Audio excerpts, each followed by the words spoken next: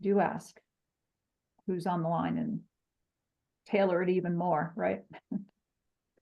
We sure can.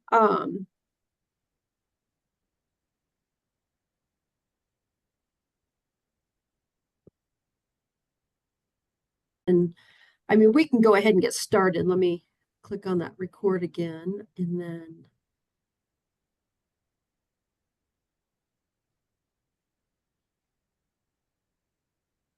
excellent. So welcome to our Colorado Proud webinar. My name is Barb Howe, and I do business development here at Colorado Proud. We're really excited today for our panel. Our topic today is risk management for food companies, and I just want to share a couple slides really quickly, just for everybody to know who exactly we have on. I think sometimes that can be hard.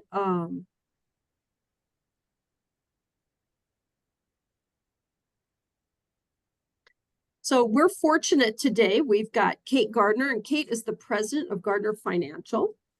And Kate, she describes herself as somebody who's always loved the business of business. I like that. This, combined with her passion for health, inspires her to focus her work primarily with entrepreneurs in the ever-evolving natural products industry.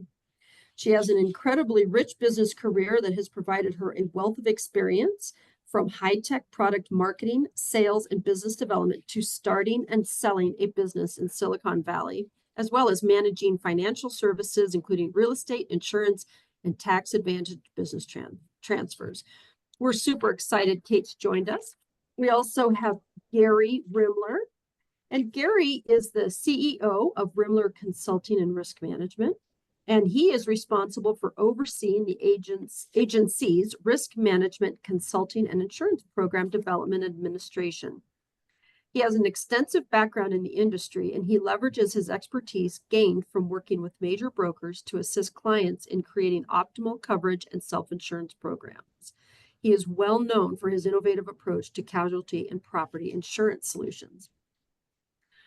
We're also joined by Adam Rimler, and Adam is the Chief Operating Officer for Rimler Consulting and Risk Management. And interestingly enough, he was most recently the executive sous chef at Ponte. Is that right, Adam? Yes. The Ponte restaurant in Denver, at the Denver Art Museum. I find that awesome. He is an Arizona native, and he came to Colorado in 2011 by way of the Pacific Northwest. That is where he found his calling to cuisine, and while doing hospitality and corporate audiovisual, he enrolled in the Art Institute of Colorado's Culinary Arts program. That's fascinating. We are thrilled to have you guys here. And just a couple things for our attendees, you know, while our people are speaking, our panel speaking, if you could just mute your microphones, it does help eliminate some background noise. We want questions. We encourage them. Please tell us about yourself as well, and we can really, you know, get even more detailed with our presentations. Raise your hand or put it in the chat, and we will make sure we're monitoring that. If you have any questions for each speaker, let them know. And if something comes up after the webinar, feel free to reach out to them. You've got their emails, or reach out to me at barb.howe@state.co.us. And thank you all for joining. Well, with that, I'm going to turn it over to our experts, and we're going to learn more about risk management for food companies. Thank you, guys. Thanks, Barb. Thank you very much. And great to see you, Gary and Adam. Don't see enough of you. And hello, Ruben and Melissa. Since we don't have that many people, I feel like it would be rude not to say hello directly.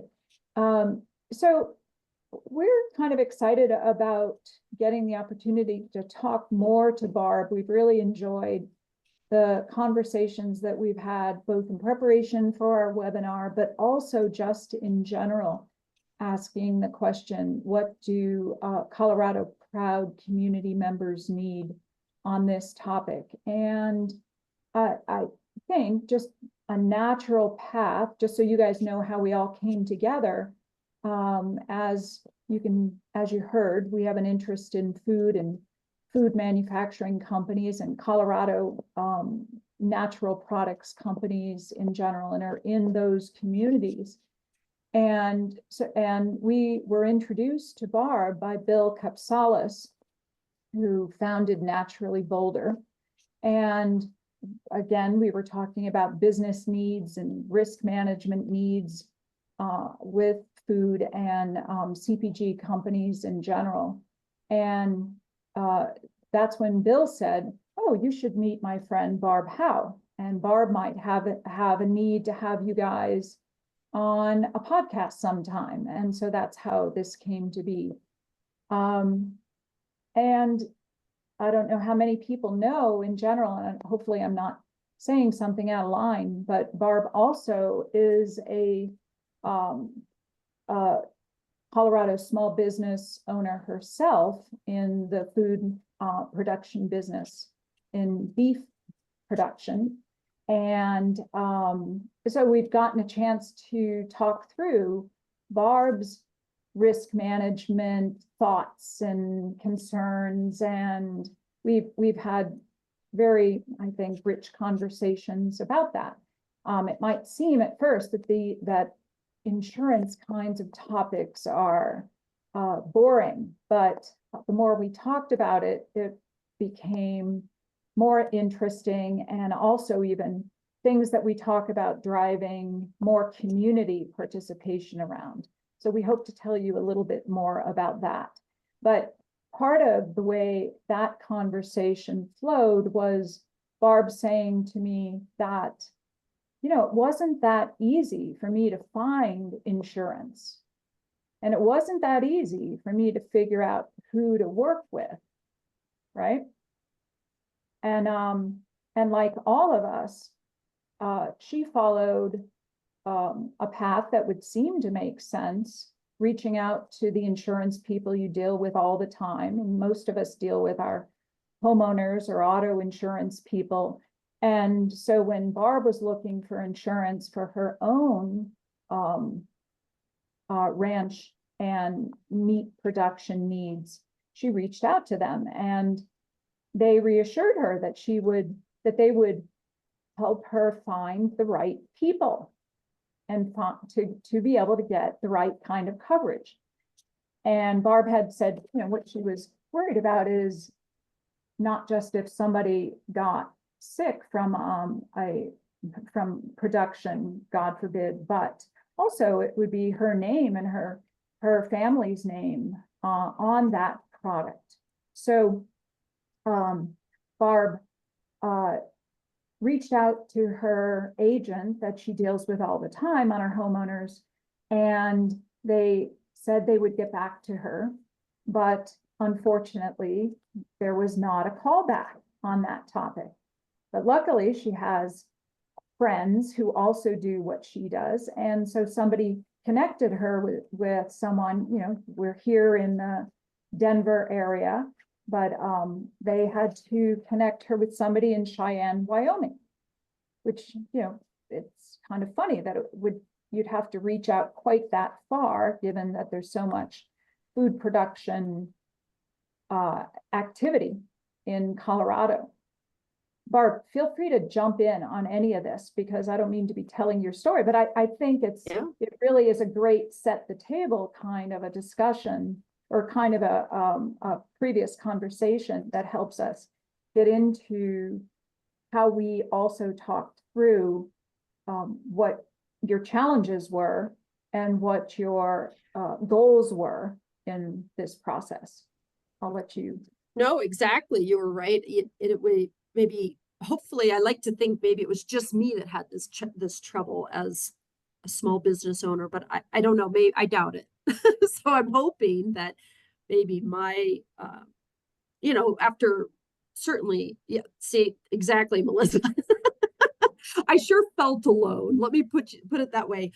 So I appreciate that I wasn't alone. But it was an interesting walkthrough. And I think with that, you know, I think what these folks can offer us as small business owners, especially in the food world, is critical, because they brought up things that honestly I hadn't really thought about.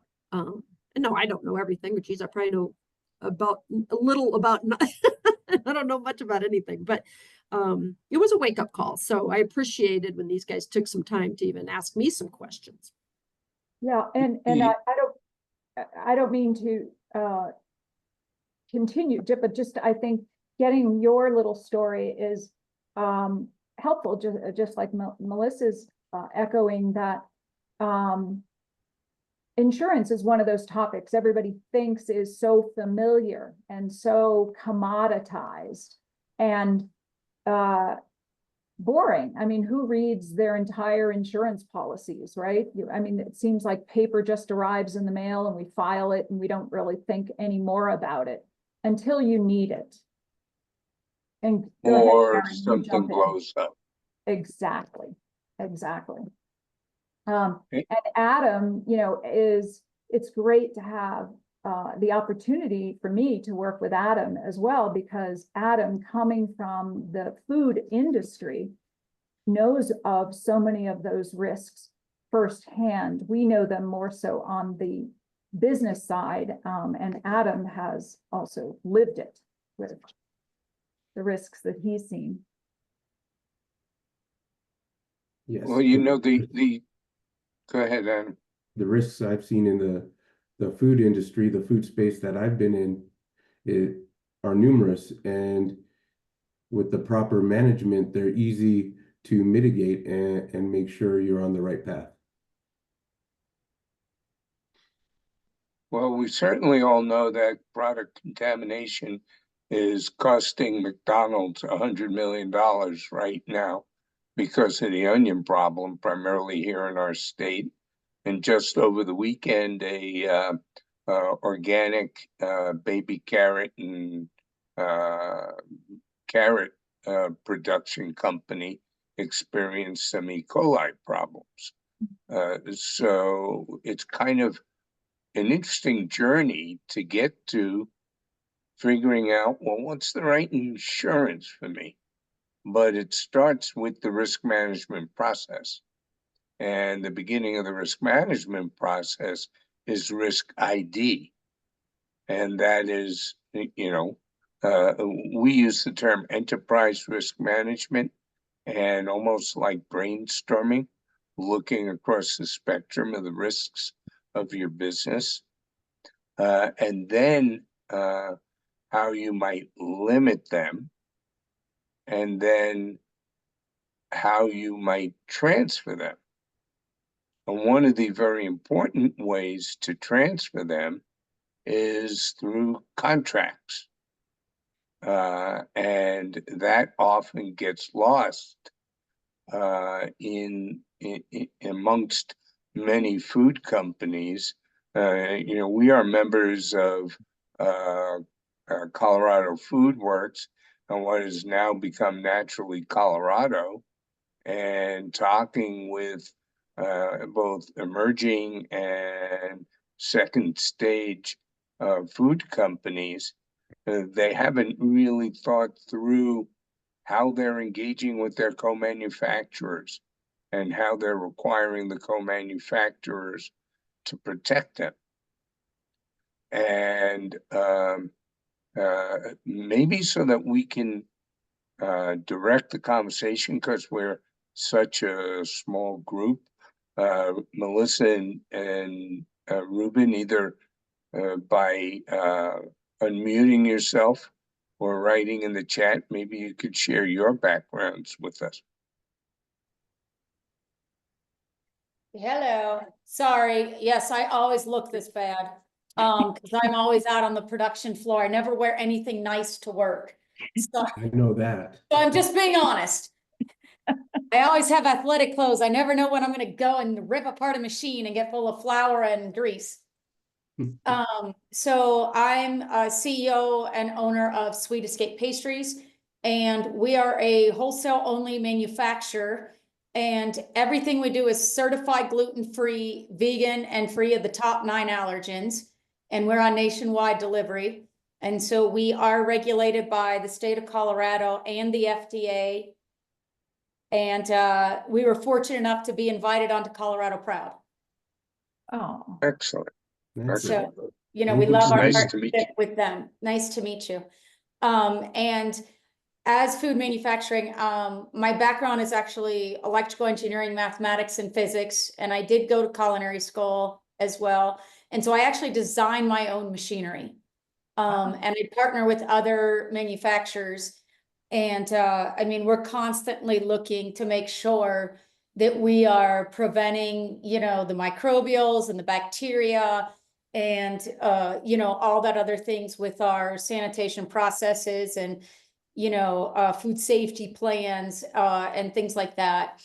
I find it rather interesting, the timing of the E. coli outbreaks, considering that FDA Rule 204 is going into effect on January 1, 2025, which is everybody familiar with that new rule that's going into effect? I'm Quite frankly, familiar no. with the surface. Oh, okay. Well, I'm sorry. October is like compliance month for me, and I spend the whole month doing nothing but compliance for the FDA and US, you know, Department of Transportation, all the other happy stuff.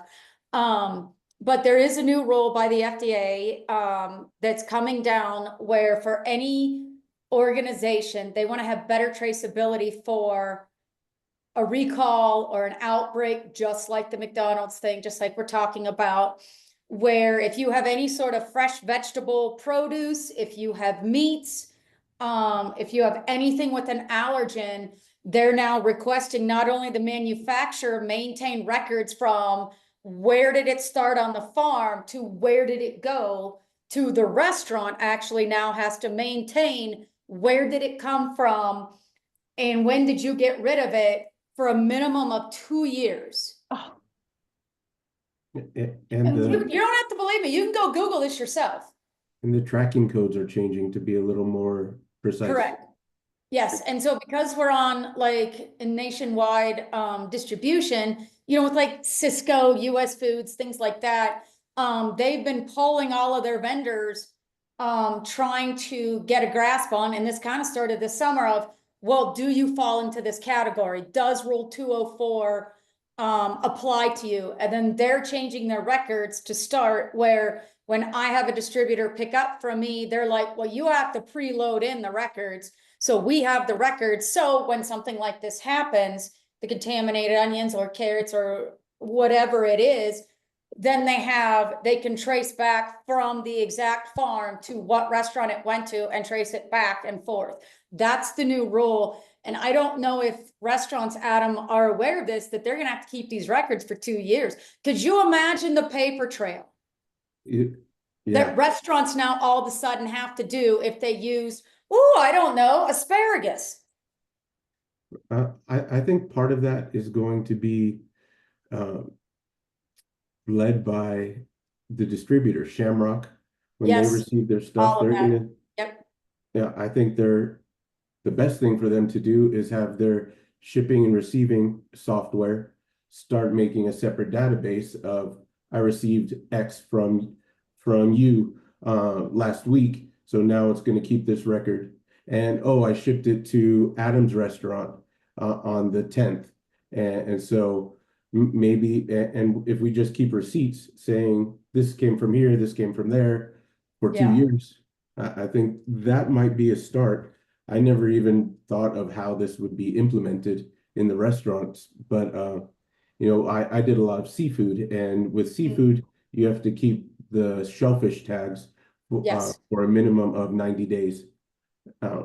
And in order with the date you received it, the first date Yep. you sold it, and the last date you sold it, and for tracking purposes. And so I think restaurants are a little experienced in that, but just having that paper around, which we're trying to get away from, but having Yeah. physical paper around for 2 years, where does someone that has a bathroom-sized office store that? Yeah. So what I did not, I mean, I don't want to dominate this call because I mean, clearly I'm no expert, you know, I mean, I'm so excited to meet Kate and you, Adam and Gary. So this sounds ridiculous, but hear me out. My son was leaving for college and he's at UCLA, studying plasma physics. And before he left, he's like, Mom, I got to help you because you look exhausted. I said, you're right. I am exhausted. And he bought an iPad, just $300 iPad off the shelf, and he did custom programming for me. And so now anything that leaves our facility, we have traceability in terms of the lot numbers of what pallet tied to the purchase order.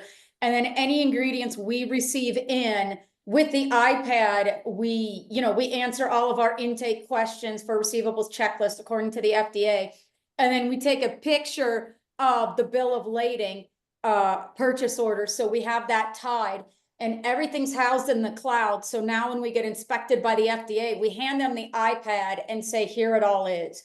And so I think we have no choice but to go digital. And the easiest way to do it, it sounds crazy, is with an iPad. And then most of your staff is like, oh, well, then they feel like, oh, well, this is easy because it's all on an iPad. And then it all goes up into the cloud where it's searchable. Because my son has it all dumping into this massive Excel spreadsheet for that. And here's the thing, I didn't have to pay a company $10,000 to $20,000 in custom software. I mean, think about it. I don't have 20 grand to waste. I don't think anybody, well, I don't know, maybe some of you do, but I don't. I didn't have that kind of money to pay a software engineer, whereas you could just get a local kid from the high school, or, the younger, the better, actually. And just have them intern or do whatever, because they know the latest technology.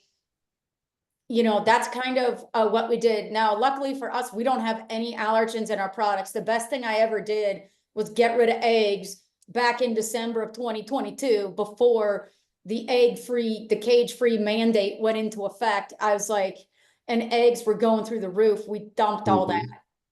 Which is, We're never going back. which is again, I think, January 1st, right?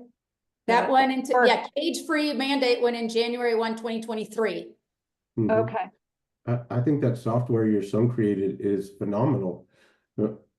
I'm just thinking, He's available for hire, sure. yeah, you should patent it and present it to the FDA or the powers that be. I'm just thinking at some point they're going to want it standardized. So if Kate has a business, her data comes in the same way that my data comes in versus your data. So they're not trying to decipher all this information. And if your son could try and present that to them and make it the standard, that's just phenomenal. Well, what's interesting about that is I showed it to them because I love that the FDA decided to inspect me 2 days before Christmas in 2022. And we had it all automated, and I handed them the iPad, and we went through and we did a mock recall, like we did all the stuff, right? And they're like, well, this is great, but how do we know you're actually looking at it? So now we want you to have actual paper to check off that you looked at it, Melissa. And I'm like going, you're defeating the purpose when I've got Colorado Green Business Network saying I need to be more environmentally friendly. We did win 2 awards, but I'm like, you're not listening. The FDA is not environmentally friendly, and it seemed to me they didn't care about standardability. All they cared about was, can you trace, where is it going? Because we don't trust the distributors are tracking it. And I said, well, let me show you that they are. Because every time I send an order out, whether it's Shamrock, US Foods, Performance Food Group, I have to go into an EDI portal that I pay for, that's not free. And when I say I'm going to ship it, I have to go in on every product and I have to list the product expiration and the batch number for traceability. So it's already starting, and certain organizations are going to develop that out more if the 204 rule applies to you. Now, for me, it's not applying to me, but I would think for because let me tell you, I'm never going back to eggs. Well, Did not you at say you're never $70 going a back case. to eggs? Okay. Correct. It's $70 a case right now. That's crazy. I can't pass that on to my customers. Sure. You know? Is anything evolving in relation to your QR code on your product that will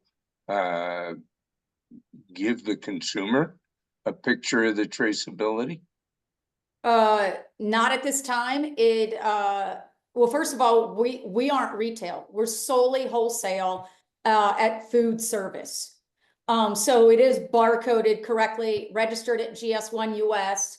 And then we have all of our data synchronization housed at Syndigo.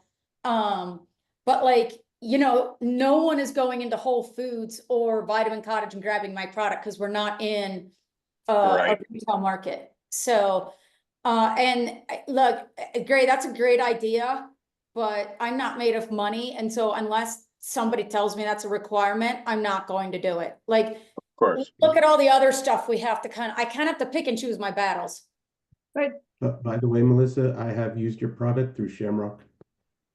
Oh, well, thank you. I hope that we could please you there. You did quite well. Well, thank you. I'm very particular. but Well, this it is shows in the quality of the product. this is really another one of those topics why community is so important, in my opinion. You know, that like hearing Melissa's opportunity, right? Challenges right now.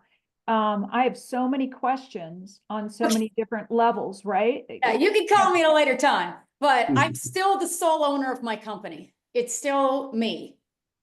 So I have severe celiac disease, so do both my kids. They're now adults.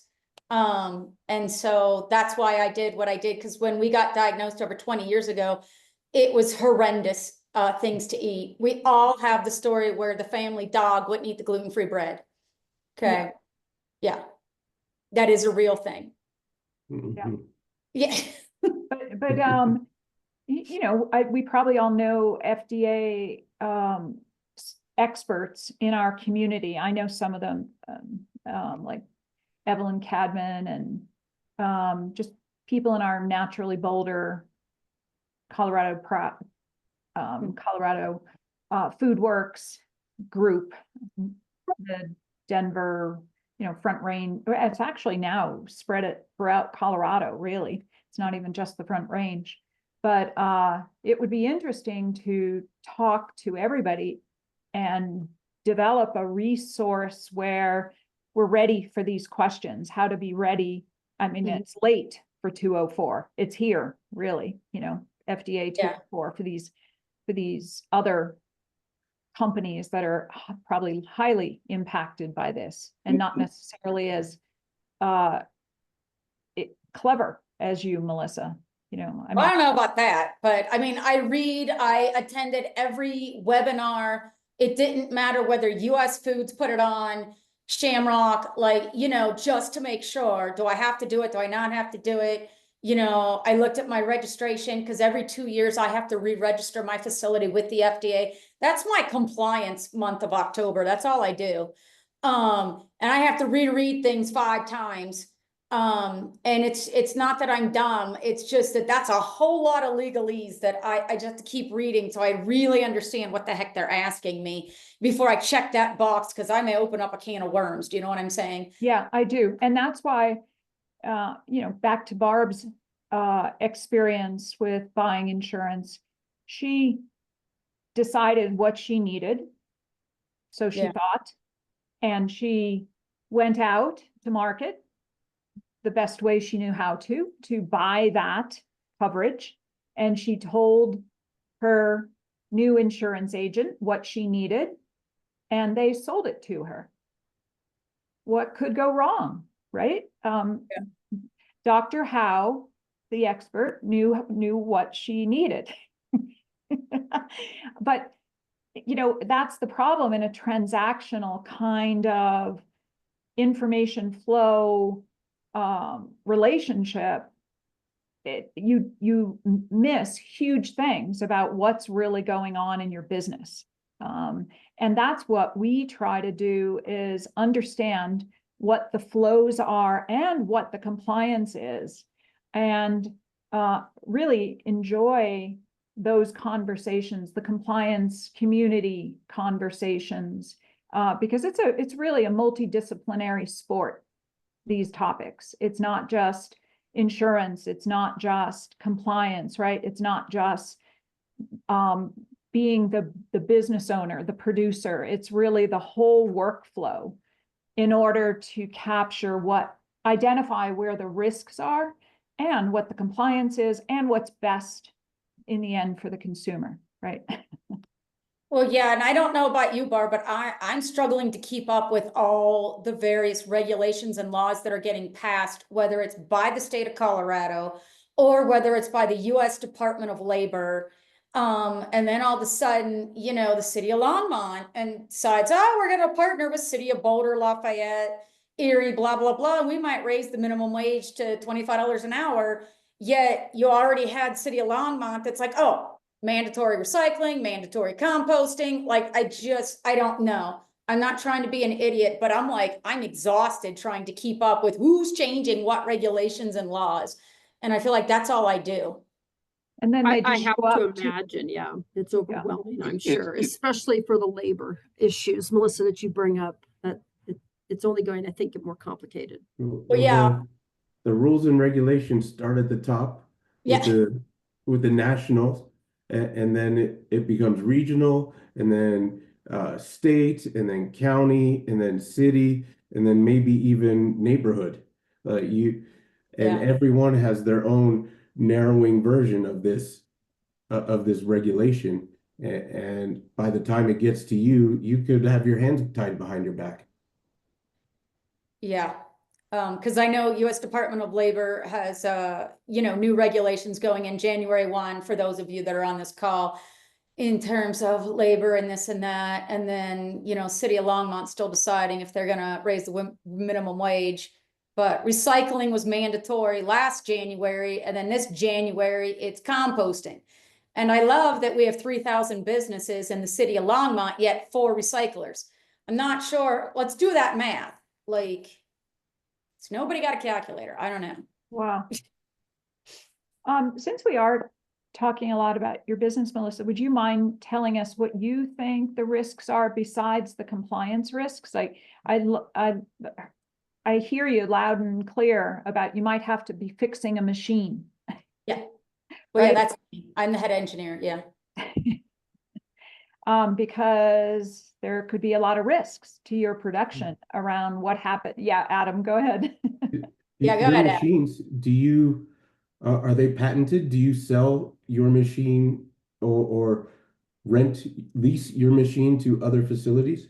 No, it's all my technology. I am working with an IP attorney. My financial advisor, he would jump on this call and say, Melissa has to shut up now and leave. So, but no, we don't even share a facility. My facility is dedicated just to me. I feel like I missed that lesson in kindergarten. I'm not good at sharing. And you're based in Longmont? Yes, I am. I am too. Oh, beautiful. Yeah. So Melissa, what are those risks that you foresee that you have? So, well, number one, I always want to make sure that my customer, which are my distributors, are happy. And then I want to make sure that my end customers like yourself are happy. We want them to have a great experience with the product. You know, for the FDA compliance, we do track every complaint log. We do fix the issues on the spot. We do have regular HVAC here at least once a quarter doing all the servicing. In terms of maintenance, we do maintenance every single week on the machinery. And then of course we have 6 months maintenance, and then we have, you know, yearly maintenance and things like that. So we're constantly maintaining. We are almost fully automated, but I do have a staff. And so, you know, just making sure the staff is in compliance, following all state and FDA guidelines to make sure we're not having any sort of contamination coming in from the outside world. When we do get inspected by the state and FDA, since 9/11, they now test us. How easy is it to break into your facility and contaminate the food? We actually get graded on that. So I don't know, probably at a restaurant level, you don't get graded on that, but I get graded on that. We actually get graded on it in a slightly different way, as in health codes. Yeah. So access to your kitchen through the loading dock or receiving area, that is, we get scored on that. Yeah. You know, have you, I don't mean to interrupt you. Go ahead, with Kate. Your list, no, keep going, but also, have you had any experiences with problems? Have you, because that's really why you're doing those audits. You want to find those problems before it's a problem. Yeah. Have you, have you prevented anything that you're aware of? Well, this is an odd one, and I hope that when I share this, you won't like tell this to anybody else. But several years ago, so my kids were younger and they were permitted by the state and the county to be here because bakeries actually fall under the US Department of Agriculture. So first degree relatives are permitted to be in a bakery, just like on a farm. And they were here because they had the day off of school. And we actually did have someone break in to our facility. And we called the police, so on and so forth. They actually had an undercover cop here, for the entire week. And then when it went to court, it was actually a pedophile that saw my daughter's picture online and he was coming for her.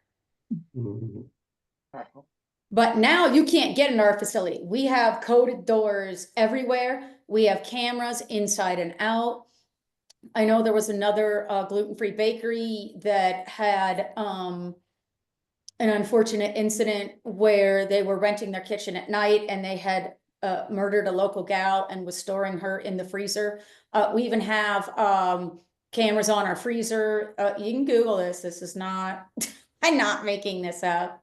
It's a whole expose on 2020. It's very freaky. Look, things happen. So we have cameras everywhere for the safety, not only of our food, but also of our people. And we track everything. We have pest control that shows up every quarter, or if we suspect there's anything else, they can come even faster. We don't have pest problems, but it's just constant monitoring, whether it's by cameras, whether it's, we constantly have a QA person that's walking around. I come in every morning, I test every single machine. If I have to take something out of rotation, I will. I do check the freezer logs. So yeah, we monitor, it's constant monitoring, and we just don't take chances. Do you have dedicated machine insurance coverage? Or No, just general? Got it. yeah. That's an interesting topic Well, no area. one's ever talked to me about that. And here's the thing, if there's a problem, we shut it down. Mhm. Obviously we would toss whatever we would have that day and then we would repair it. We do our own repairs in most cases. It's rare for us to wait for somebody else to show up because, well, I'm not the most patient person. Are You your machines maintain the quality of the repairs. Yeah. Mhm. May I ask, how do you address supply chain disruption? Are there key ingredients that without a specific ingredient, you're kind of stuck in your production? Well, yeah, it was tricky during the pandemic, but I'm a planner. We get full truckloads of flour in ahead of time, and I work with my supplier way in advance, and I have limits where, as soon as we get to this portion, then we can, then we reorder and so on and so forth. Supply chain is still an issue to this day. I don't know how you're doing it, Adam, but I still have issues getting what I want in, but I also have backups. So if push came to shove, I have an alternative I can use that I've already inspected, that's already been safe. My husband traveled a lot for business. He has his own career, but then while he's on a business trip, I'll have say, hey, why don't you add a half day on and go visit this supplier for me and inspect? So we tag team that. that I find that process the single best thing you could do for your supply chain. When I was a chef, I would go to the farms, the dairies, the wheat. I would check them all out and see what their processes are if they lived up to my standards, and you have very high standards, and if they don't match that, why would you want that product contaminating what you're making? And so this product I'm getting from Ohio is the best. Depending on how close you want your shipping, I'm just choosing Ohio. If you want to use Colorado farms for your flowers, but having that backup, having 2-3 different vendors that you can turn to should you be shorted or the supply runs out, that you have those options. Sometimes I had to change my recipes because no one carried the salt I was using. And so I'd have to choose a new salt and vary the recipe. And unfortunately, that might be something that's necessary during a supply chain issue. Quite frankly, one of our clients, they make a condiment, a miso condiment called Miso Heat. And during the pandemic, he was using green Thai chilies, and then they got very expensive. He had to use red, and then they got expensive, and red changed the color of his product. And so he said, I need something to do. He found vendors for the green, but they were just astronomical, 3 to 5 times the normal price. So he found a mash, actually a fermented mash Thai green chili, and he uses that, which actually in the long run has helped him out, kickstarting his fermenting process. So it just may be reformulating your product. Yeah, that's kind of what we had to do when, I got tired of dealing with the avian bird flu every single year and the giant cost of eggs. And then when the cage-free mandate was going into effect. And let me tell you, those distributors didn't tell us until after Thanksgiving, oh, by the way, January 1, we can only sell you cage-free eggs, and you're going to go from $2 a pound to $8 a pound. And I'm like, okay, everybody complains I'm already expensive. Well, I mean, gluten-free is expensive, right? Right. I'm like, I cannot pass that on to my customers. So we reformulated everything. That's a good question. What's your obligation since you're wholesale and you have these distribution channels, what's your obligation to them when you need to change a formulation? Do you have that flexibility, or how much notice do you have to give them? Okay, I'm so glad you asked that, because it's not what you think, actually. So when the FDA inspected us 2 days before Christmas, I had already had my new formulas in place of the pizza, and of course we make a fresh pasta, and I did my own nutritional labels. And so when they were here and I told them about, look, we're removing eggs from our product. As soon as we're out of eggs, we are switching to the new vegan formula. It's free of the top 9, blah, blah, blah.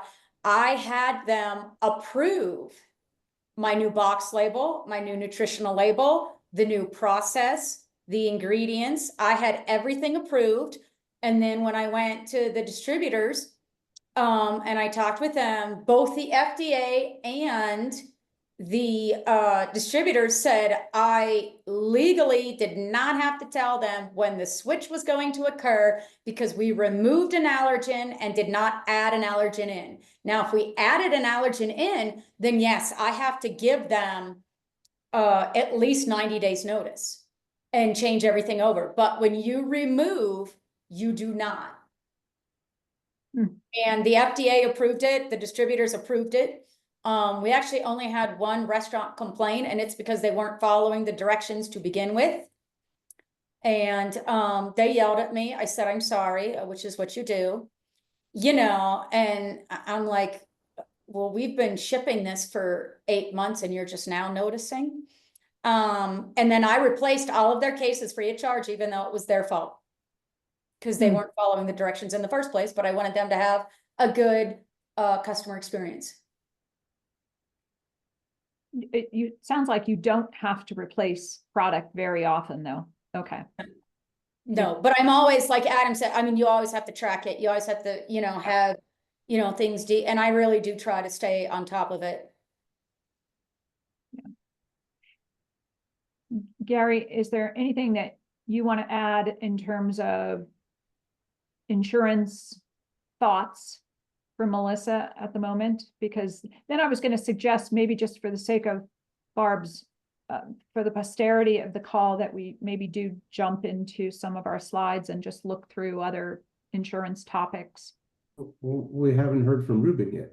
Yes. I think, I don't want to put Ruben on the spot. But Gary, do you have anything that you would add? Well, Melissa? let's give Ruben a chance. Hello, Okay. everyone. Sorry, Hi. I'm not able to have my camera on right now. So I'm a little bit of an oddball here. I work with the farm worker education program with the Department of Education, and so I'm on here trying to learn anything, any new changes or any updates, because I have a lot of contact with farmers and their workers, and if there's any information that is prevalent for them, I would like to. How do you educate them, Ruben? Like, what do you mean? What did you say, farm to education? What did you say there? I didn't catch So that. it's a farm worker education program. Oh, farm worker. Got it. Yeah. So for the majority of our department, we're actually helping or supporting or advocating for the farm workers themselves. But for us to be able to advocate for them, a lot of times we have to go through the owners or the employers. And so for the most part, the workers that we're working with, they're H-2A workers, or they're just families who may need help with extra supports for their students. Got it. And are you a state agency or are you a not-for-profit? So the funds do come from the federal government, as far as it goes through Title I Part C. And so from there, it goes through the state, and then we're actually housed in District 51 in Merced County. But all of Colorado has this program inside the school. So really, we're an education program for the schools or for the workers themselves. Excellent. Yeah, thanks for joining, Ruben. Great services you're providing. Yeah, of course. And I love learning. And so this has been very informational. Thank you, Melissa. I know there's some of the families in the program who, are starting a small business, or they have small businesses in restaurants or agriculture itself. So good information. Well, I think the supply chain starts with the field workers. If you have someone sick, cutting down lettuce and boxing it, then that sickness travels all the way to the restaurant. Yeah, very good point. Ruben, do you have a feel for how big is your population? Like, how many people you're supporting? Is your focus primarily Colorado, though, even though it's a Fed program? So every state, I know there's 4 states that don't have a farm worker education program. We're also known as a migrant education program, but we try to stay away from that right now with the news and with everything happening with stigma around the word migrant. Really, we're helping the students of the farm workers. As far as Colorado, Colorado is actually one of the high performers for the programs. We have about 3,700 students that are considered migrants. And so they get that consideration or that eligibility as far as the work of the parents. So there's some factors. So they have to be moving within the last 3 years, and they also have to be engaging in some sort of ag work. Oh. And inside the schools, once they're flagged or once they're found to be eligible for the program, they have special resources for them.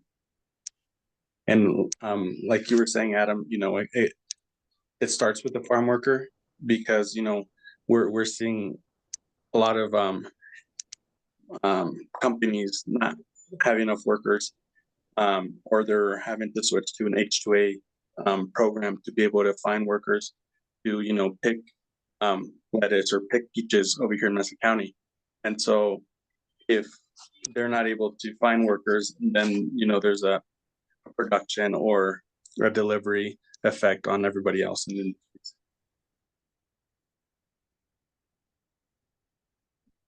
Ruben, Thank you. are you on the western slope? Is that what you're implying? yes, Yeah, got yeah, it. for our program, there's 5 regions, and so I'm in the Western Slope. Greeley has one of the biggest departments in Colorado for the farm worker education program. So they have the highest families or numbers of families in the program, thanks to companies like JBS.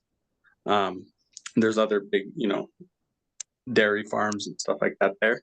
And then Metro also has a high quantity of families. So this program serves all those schools in Colorado.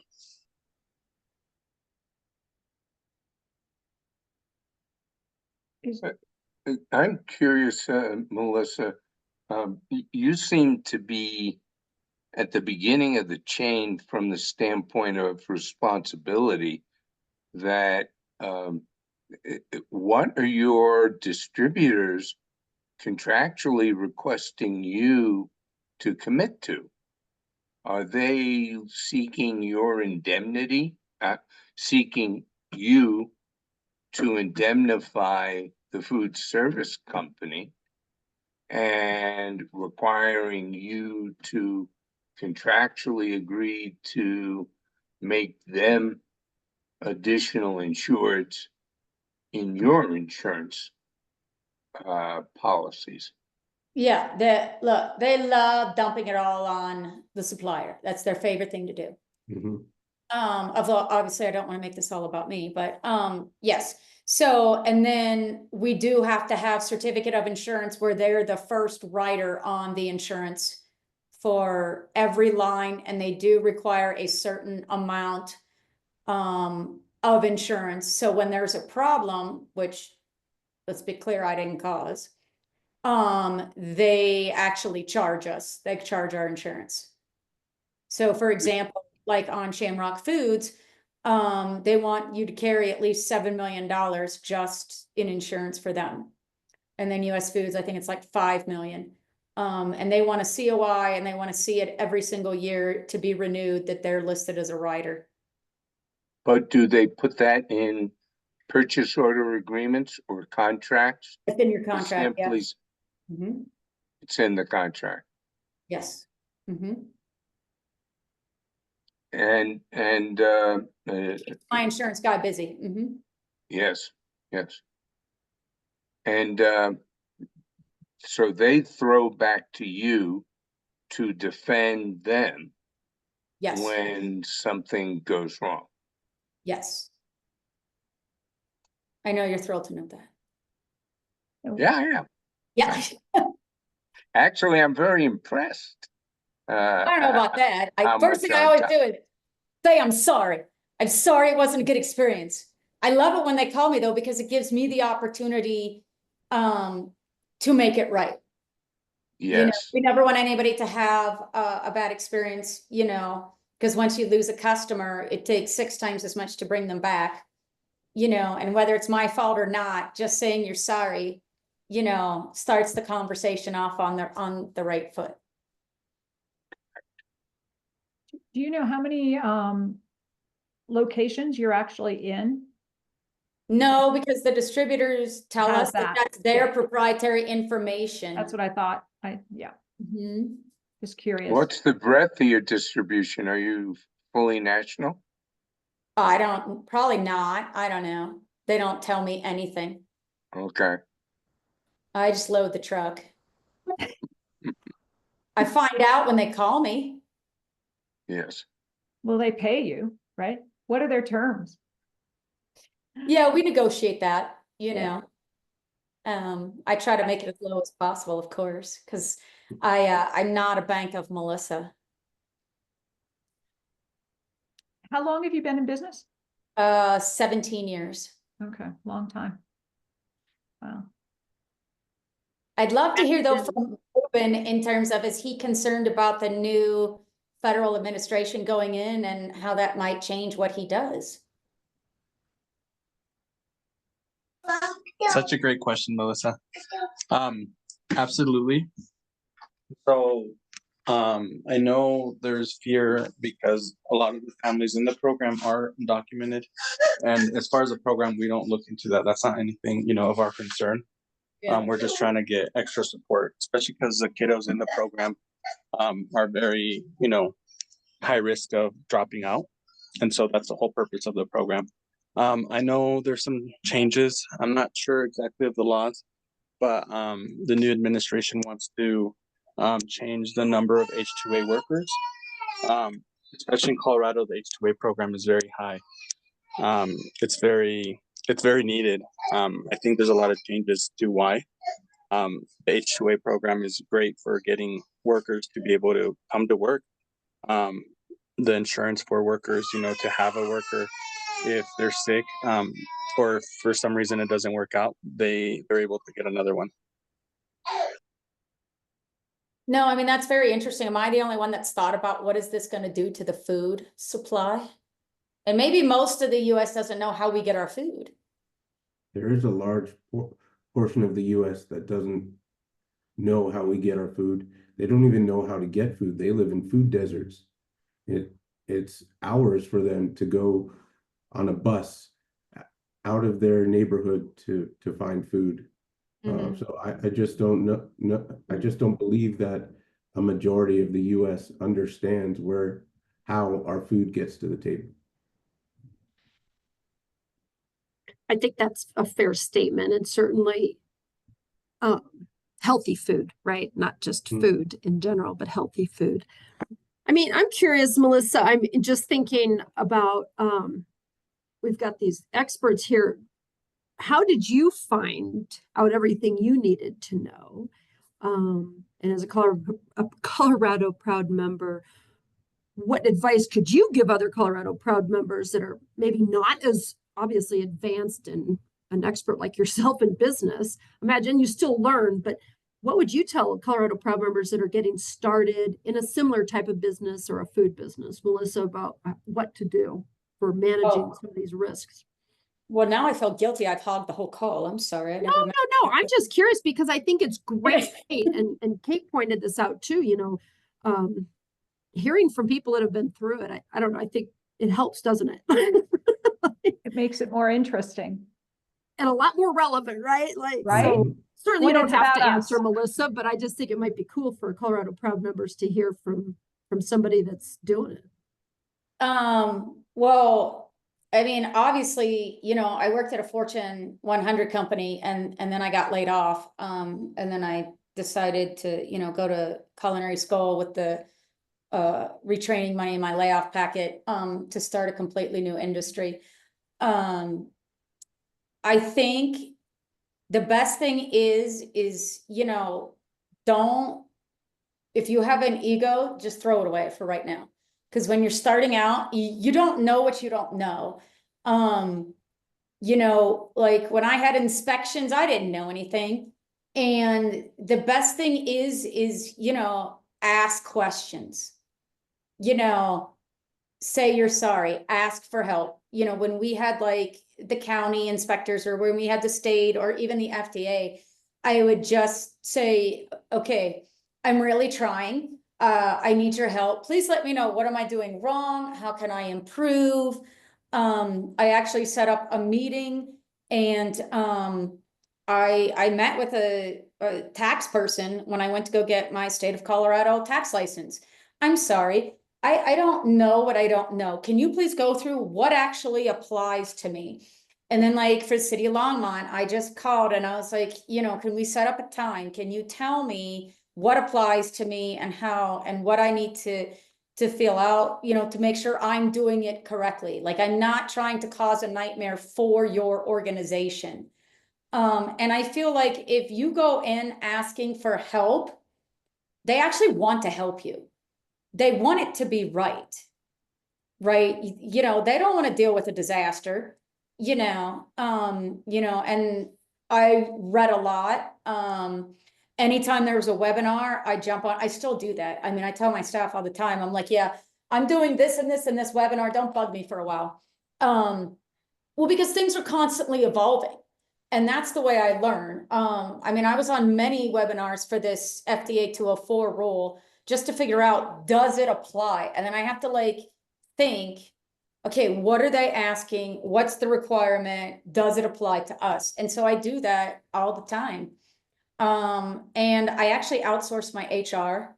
I have a PEO company that handles all of my HR. And honestly, that's the best thing I ever could have done. I cannot keep up with the executive orders our governor signs. I cannot keep up with all the different changes that are going on. And I want to make sure I'm doing all the right thing for my people.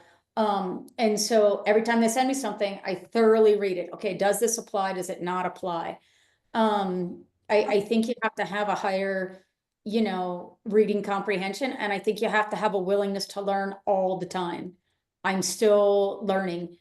It keeps changing, once you think things are going, it's going to change, and you really just have to seek it out. And I don't know, that's just my thoughts. Well, no, I love that about asking questions, and because I believe you're right. I think people do want to help, and these three folks, just my chats with them, they're amazing, and they really want to help people too. So I think it's good to make these connections. Kate, what else could we learn from? I think maybe we'll jump to just a couple slides, because it helps sometimes to have some structure. It's great to share firsthand experiences, but it's good to have some structure because it brings up other questions. But really quick, Melissa, what PEO company did you go with? We are currently with Amplify HR, and they're in my company. That they're through, did you just say through your company or through your they're a name company. Yeah. Okay. You never want to go with the small PEO, go with the large one, because then your rates are cheaper for medical, dental, vision. Yep. We do employee benefits too, so we have some insight into that. And I agree, a PEO is not for everybody, but it's really good when it's good. And how many employees are you guys roughly? Yeah, I'm not going to answer that. Okay. I have an army of machines. We'll just say that. I was just going to say, because you do so well on the automation side. Yeah. Okay. Adam, can you help us with, let's pull up our presentation, and we won't drone on, but we wanted to also provide everybody with just some organized information. Well, while you're doing that, Kate, Melissa, is Amplify the successor to Administaff? I'm not sure. I, at one point in my career, for about 4 or 5 years of my career, all I did was insure PEOs, from workers' compensation to employment practices liability and general liability and everything in between. And I actually wound up with the most complicated claim of my life that involved a sports franchise where everybody was pointing fingers to each other. And it was so complex. For a year, we had a weekly meeting to review where we were. Yeah. Adam, why don't you start, and then, but I'm super interested in the contract manufacturing discussion and maybe even product recall and. So the objective of our conversation today is to discuss how we can support and educate on the risk management of your businesses. And we like to give what we call enterprise risk management, where we look at the entirety of your business from an insurance and risk perspective and give advice, suggestions, and insight. So we try and recognize whatever can be an issue, as if it's safety, if it's operations, supply chain interruptions, cyber risks, and how to mitigate those. And some of the major factors influencing the industry are the supply chain vulnerabilities, food safety contamination, manufacturing errors, and cyber risks. And right now, for me, I feel like cyber risks are actually the most important. As everyone's data, it can be compromised in a second. Kate or Dad, would you like to add anything? I would just comment that, as you can see, this is really the kind of stuff we think about in this level of detail. I'm honored to, I'm honored that the three of us have found each other to work with, because this is the way we think. I think that's just kind of evident from this level of detail in our materials. Go ahead, Adam. I don't want to read the bullet points Right. verbatim. However, the risks start, as I said earlier, with the first person that puts their hands on the product. I actually believe just a little bit before the farm employees start to harvest, it's the farmer. Where is he getting his, what's he doing with his soil? Where are the seeds coming from? How are they implementing all of their standards to get the food to you? And then once the food has been grown and is harvested, there's the HACCP programs, the hazard analysis critical control points, which is where anything can get contaminated from point A to point Z, and how you would respond to that contamination. Then there's industry compliance, there's the cyber threats, there's managing people, crime. There's so many elements that take from the start to the finish that can be overlooked, that just need to be addressed and talked about. Having SOPs, having redundant data backups, and just being well organized for your inspections. And auditing, on an ongoing basis, all of those things. It's like rinse and repeat, right? Okay. And really the way your business starts with a vendor or a purveyor is with a contract. And just a verbal pat on the back handshake, these don't work anymore. Everyone wants their hot coffee settlements. And so handshakes don't work. It's really important to read your contract from start to finish, figure out what you're responsible for, who indemnifies who, and the insurance requirements for both them and yourself. And often, as we've been talking about, a certificate of insurance is requested. And that's really, for all intents and purposes, a coaster. It does state what your insurance limits are, but that's as far as it goes. It doesn't mean you have coverage. It doesn't mean you're protected. It doesn't mean, and really, it doesn't mean that whomever requested the COI, it is covered as well. It all boils down to the policy and how that's organized for your organization. And then you want to transfer the risk. You don't want to hold the checkbook for every single thing that happens that might be a claim. So that's where the contracts come into play to help decide who's the first dollar in coverage, who's the last dollar, and who's responsible for what sort of risk. And this is where it becomes very important to for us to have an understanding of a business owner and their business and how they operate, as well as some insight into their insurance contract. But we could read all the contracts that would keep us busy, week in and week out. but it really comes down to, are we exchanging information at a professional, engaged level with the clients that we're working with? If it's if we're an afterthought, that's a really big red flag. That, you know, they're not paying attention to their exposures. There really is an important point in relation to the contract structures as to who is going to be primarily responsible.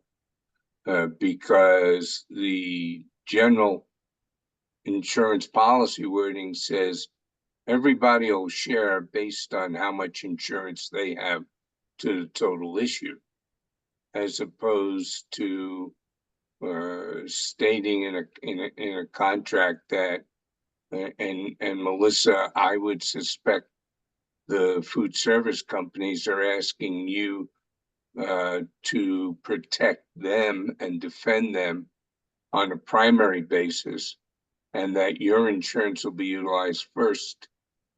And then if they have any insurance, it'll be used afterwards. Yes, I'm sure it is that way. And if you do a recall, they love to punish you by dropping fines. It's their favorite thing to do. They drop fines. You know, in their new recall thing that Cisco sent out, they make it very clear they will make you pay if you have to do a recall. So just track everything. Don't do that.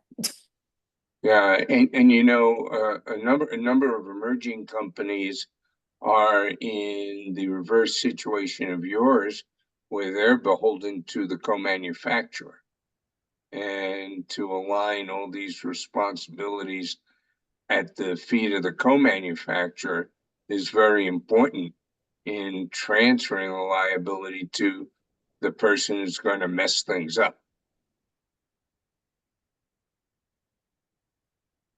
I don't know. I'm very type A, and I chose to, the only skin in the game is mine, because I know I can control that. So yes, I guess I'm a control freak.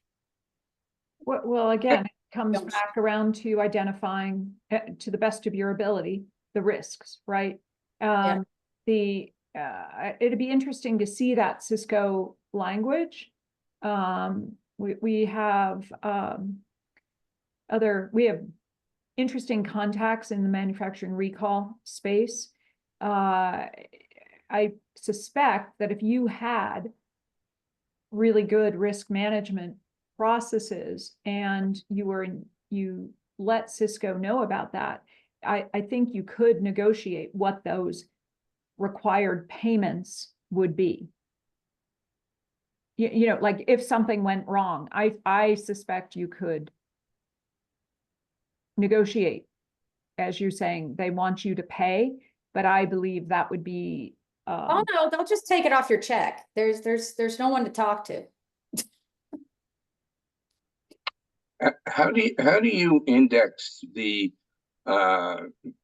your property insurance amounts, living in an inflationary world as we do, indexing the building insurance or the equipment replacement values, because those always become a problem is when something goes wrong, people don't realize how much it really will cost to replace what they bought 5 or 8 years ago.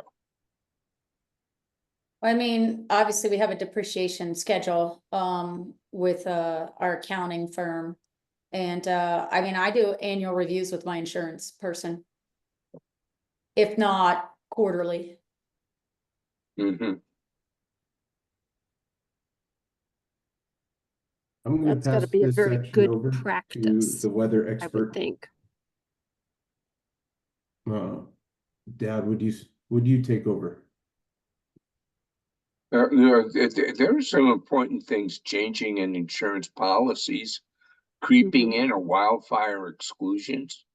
Wildfire exclusion on both the property insurance, that rather than your $2,500 deductible, there'll be a minimum $100,000 deductible for wildfire, or they'll exclude wildfire peril altogether. Similarly, when it comes to wind and hail, those deductibles have gone to 5% and even higher from what was simply a dollar amount. And with extreme weather, flooding, everybody is comfortable. I don't live in a floodplain. But then you think back to the Lions problem, in Lions, Colorado, 7 or 8 years ago when the storm just sat over the area, or what happened to Asheville, North Carolina. And making sure you're protected for flood peril becomes very, very important these days. And if you're in an earthquake zone, certainly making sure your earthquake protection is proper. And when you have forward-looking contracts for grains or other supplies, that maybe you do some hedging, and there's a way you can do that through insurance as well, that if you can't get your required supply because there's a drought, because it was too wet during planting, and now your agricultural distributor is telling you you're going to get 50% of what you were expecting in the way of ingredients, how can insurance be a backup to that?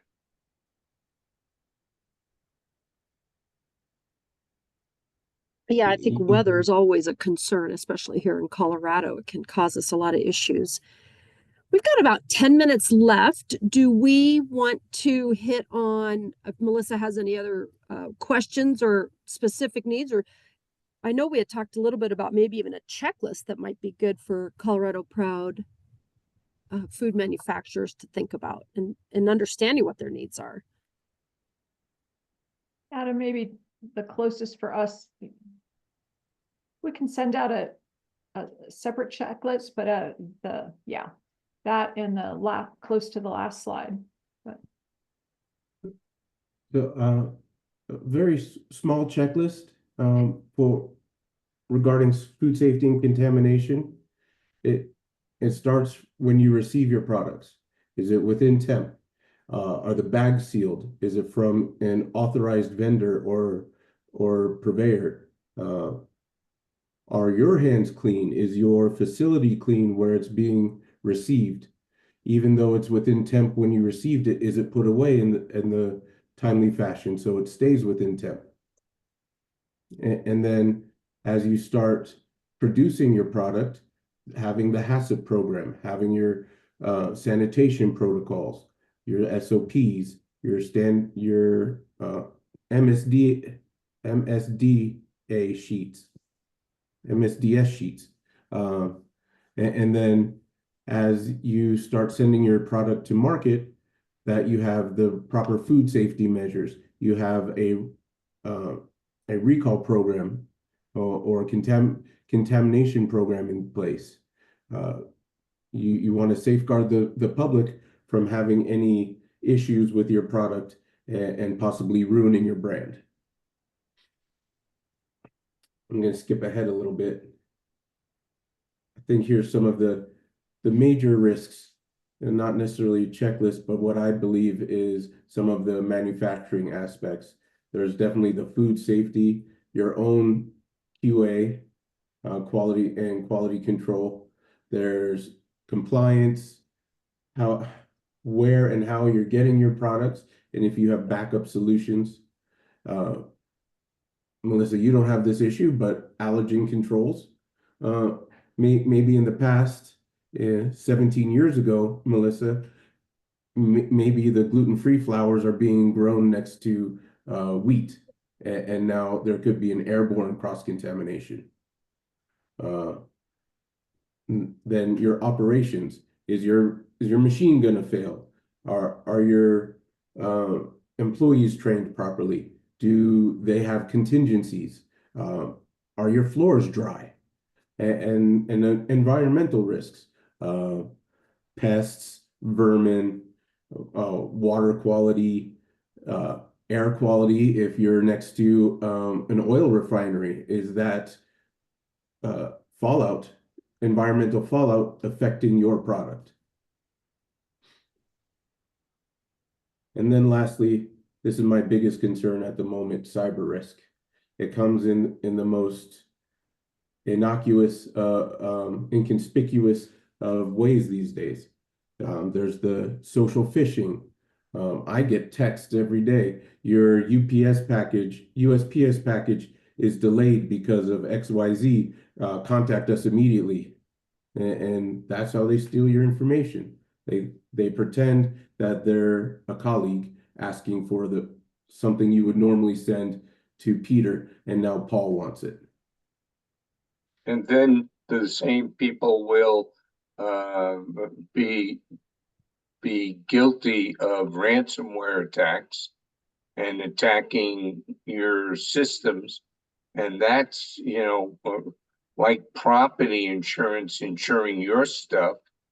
The component of cyber insurance is covering your vulnerability to somebody hacking and holding your servers or data ransom.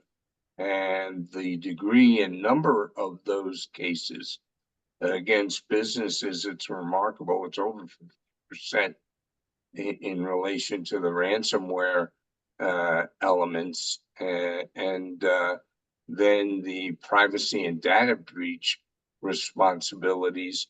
If you're actually keeping personal identifiable information in relation to customers who buy off your website, the credit card processors or payment processors won't help you if they screw up and that personal information is compromised, and you'll become a responsible party to reporting in many states right now to the state that you had your data compromised, but also responsible for data monitoring for the customers whose information was compromised. We only have a few minutes left. I just want to show this last slide before we hand it back to Barb. What is the right insurance? That is, there's no magic wand.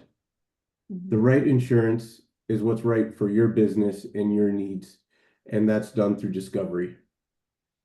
There's not a one-size-fits-all coverage for insurance. Your location is different than mine. Your product is different than mine. The vehicles you use are different than mine. So what's right for you might not work for me. And that's where partnership, education, and like I said, discovery is what makes the right insurance. And thank you very much for joining us. And we appreciate your time. Adam, we could share our presentation. They can download it now if we just click Sure. the link there. Barb, do you want to address what do you think? Yeah, no, Kate has graciously offered to think about doing some office hours for Colorado Proud members to have somebody to check in with and ask some of these questions that, I mean, Melissa obviously has a very good handle on this, but like she said, she's always learning, and it didn't happen overnight. I mean, she's been doing this a little bit. So I think that would be great. Kate, how would you prefer somebody reach out to you? I think, I think it's really great to do it. I just keep coming back to this community kind of a thing, that doing it through you would be great, but we're happy to host it, and you can just,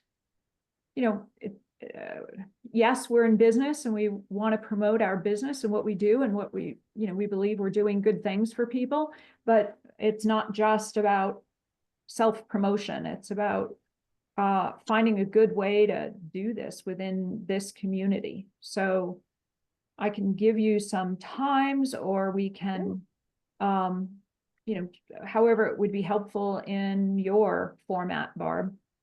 Perhaps I love- create a monthly standing meeting that people can reach out to, or just have them tap into one of our calendars to set some time. But Melissa, I'm seeing you have your hand raised. Oh, I was gonna say that I think what you're doing is fantastic, and I hope that you can reach a broader audience, because we all need help. I mean, with everything that's changing, the climate, new regulations, I think what you're doing is wonderful. I don't think I have, some days I feel like I have no answers. So, I mean, I would love the opportunity to get with Kate or Adam or you, Gary, and just, bounce off ideas. And I mean, this is needed. It's really hard, I think, to be in food in this day and age. Yeah, and I think it's hard to find, just like what Barb went through. I think it's hard to find people like us. Yeah. It's easy to find insurance. I don't know, maybe I would love to hear how thrilled you are with your insurance advisor, Melissa, too. You know what I mean? Like, because we can learn. But we don't find that many examples of basically well-placed policies. We find, we have a bakery example, Gary, you want to tell Melissa just for kicks, where somebody had an insurance policy and it actually excluded bakeries, and they were a bakery. Yeah, as we were talking at the very outset, who actually reads their insurance policies? But these days, you very often are going to have a designated operations and a excluded operations endorsement in your general liability, product liability policies. And this person who is making a paleo-friendly donut, operating a bakery, we said, well, share your policy and we'll tell you if we see any things to worry about. And smack dab in bold print on the excluded operations endorsement was bakeries. So they had bought the policy, and that very policy excluded what they did. And this is not something that happened like 10 years ago. This is in the last year, Yeah, So. Recently we were helping a company that designs and installs cold, scientific, and environmental cold storage rooms. And the whole structure of their liability policy did not define what they did. And it severely understated some of their bases of premium, which is how many subcontractors you're using, or what is your annual payroll. And they were like 25% of reality. And the folks would have had to pay probably 4 or 5 times what they thought if the insurance company came in, which they do, and asked to have a report of actual payroll, or how much business are you subcontracting to people to install for you. One last thing, I think we're running a little over. We love to be hands-on. We will come to your facility and meet with you and see your operation and give some insight there too. We love food, so if you invite us, we want some pasta.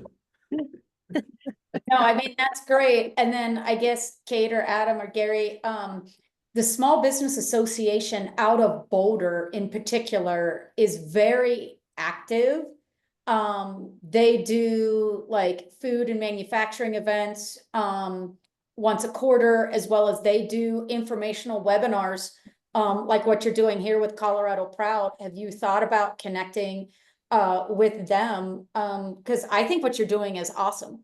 And I think you desperately mean think the SBDC, the yeah. small business, yeah.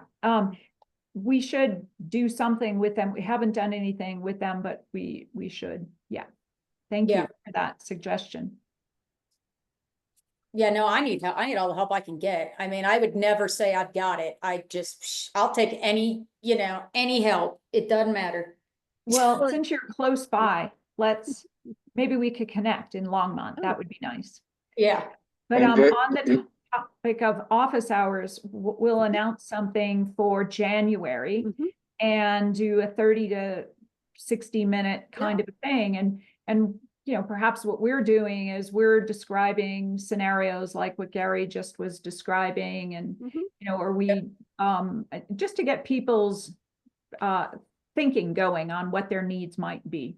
I need a lot. I need a lot of help. Well, Schedule it now. We gotta schedule it for I hope December. you took down our phone numbers, Melissa, because we not only office hours, we believe in open phone lines, and please call us with things where you do think you need help.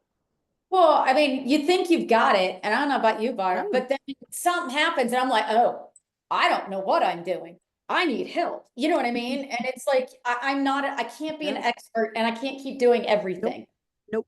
You can't know everything. And and one thing I think that I've come away with for sure is, Kate really hit on it so well from the beginning on, is about building this community. And I know that's part of what we hope to do here at Colorado Proud, is give you food manufacturers someplace to come to and let us help you connect. And I think this is great. And their generous offer of office hours, we're going to try to figure out a way to start that, maybe for the new year, and we'll push it out to all our Colorado Proud members. Yeah. I think that would be great.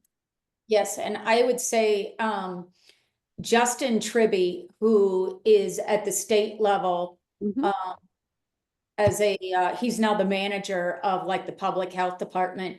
Like when I started out, I mean, he was my state and FDA inspector, and he was great because I was like, I'm really trying, and he would give me information and I would read it. And he'd be like, okay, for the next level, this is what I want you to do. Okay, you're kind of missing here. This is what you need to do.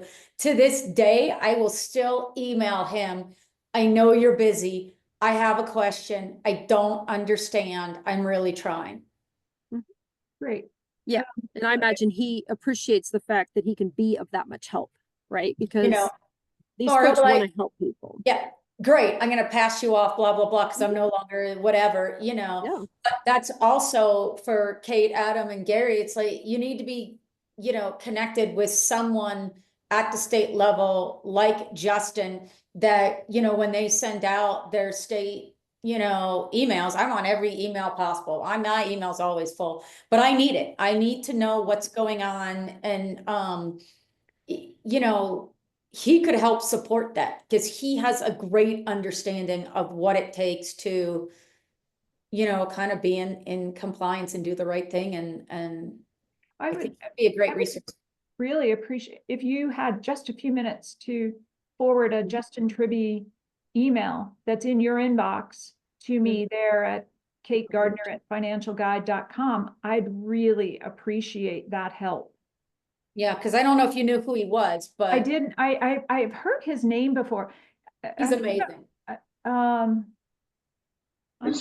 Is Tribby TRIBBE? I don't, maybe, I mean, I don't know it off the top of my head, but I'll find it and I'll send it to Kate. Thank you. Yeah. Thank you. Okay, well, I think, Barb, thank you for hosting this. And yeah, no, it was fantastic. And I know, Ruben had to drop off, but he got a lot out of it too. And I think this has opened up a great opportunity for us to even brainstorm some future podcast or webinars and really try to keep building this community. I love that idea. And Colorado Proud members, feel free to reach out to these guys. They are super helpful. Melissa has been a wealth of information as well as a real business owner that's gone through some of this crazy stuff. And for our December webinar, we will be talking with Colorado wine and beer manufacturers. It'll be kind of exciting to wrap up our year of 2024. And keep following Cultivation Station, our podcast station, where later this month, we are going to be talking with Dave Carter, who is with the Flower Hill Institute. And we're going to be talking about all the technical assistance that's available for Colorado meat and poultry producers. So thanks again, you guys. This was so informative. And like I said, wow, I think we're going to have some fun in 2025 thinking about some great topics. Thank you, Melissa, for being so open and sharing your experiences. I think that's so valuable for our other Colorado Proud members. I hope everybody has a great day. Okay.